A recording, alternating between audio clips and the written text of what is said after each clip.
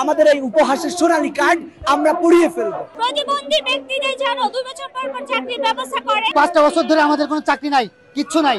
আমাদের 5টা দাবিগুলো হচ্ছে, প্রথমত মাননীয় প্রধান উপদেষ্টা নির্বাহী আদেশের মাধ্যমে প্রতিবন্ধী ব্যক্তিদের জন্য 2 বছর পর চাকরির ব্যবস্থা করে, এরকম একটা রুলস জারি করে। তারপর যে দাবিটা আছে সেটা হচ্ছে প্রতিবন্ধী ব্যক্তিদের জন্য প্রথম এবং দ্বিতীয় শ্রেণীতে 2% কোটা, তৃতীয় ও চতুর্থ শ্রেণীতে যেন 5% কোটা ব্যবস্থা করা হয়।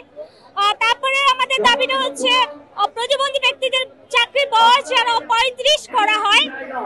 এরপরে যে দাবিটা আছে, বাংলাদেশে যে সমন্বিত শিক্ষা কার্যক্রম 64 জেলায় চলছে, কিংবা বিশেষ শিক্ষা 5টা যে বিশেষ শিক্ষা কেন্দ্র আছে, তো সমন্বিত শিক্ষা কার্যক্রম রিসার্চ টিচার এবং বিশেষ স্কুলগুলোতে যেন প্রতিবন্ধী শিক্ষকদের নিয়োগ করা হয়। আজকে আমরা এখানে এসেছি মূলত চাকরি পাওয়ার উদ্দেশ্যে, এবং আমাদের যে অধিকার রয়েছে 5টা অধিকার নিয়ে আমরা এখানে এসেছি।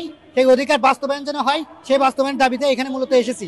আজকের আমরা গ্রাজুয়েট কাউন্সিলের পোস্টারে সমগ্র প্রতিবন্ধী এবং দৃষ্টি প্রতিবন্ধী এবং প্রতিবন্ধী সমাজকে যেভাবে রাষ্ট্র দমায় রাখছে, সেই দমায় অবস্থা থেকে আমরা যেন দাবিগুলো পূরণ করতে পারি, এবং আমরা যমুনার উদ্দেশ্যে যাচ্ছি, আমরা যেন উপদেষ্টাদের সঙ্গে দেখা করতে পারি এবং আমাদের দাবি দেবা আমরা যেন মন থেকে বলতে পারি, সেই উদ্দেশ্যে আমরা আমাদের এই পদযাত্রা এবং আমাদের এখানে আসা।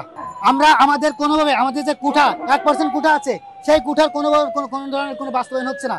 আমাদের এই যে 5টা বছর ধরে আমাদের কোনো চাকরি নাই, কিচ্ছু নাই, আমরা তাহলে খাবো কিভাবে?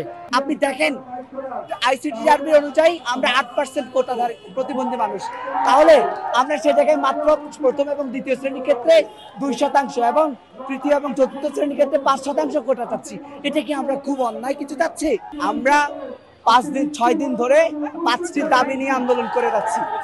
যদি আমাদেরকে যেতে না দেওয়া হয়, আমাদের এই সুবর্ণ কার্ড, আমাদের এই উপহাসের সোনালী কার্ড আমরা পুড়িয়ে ফেলবো।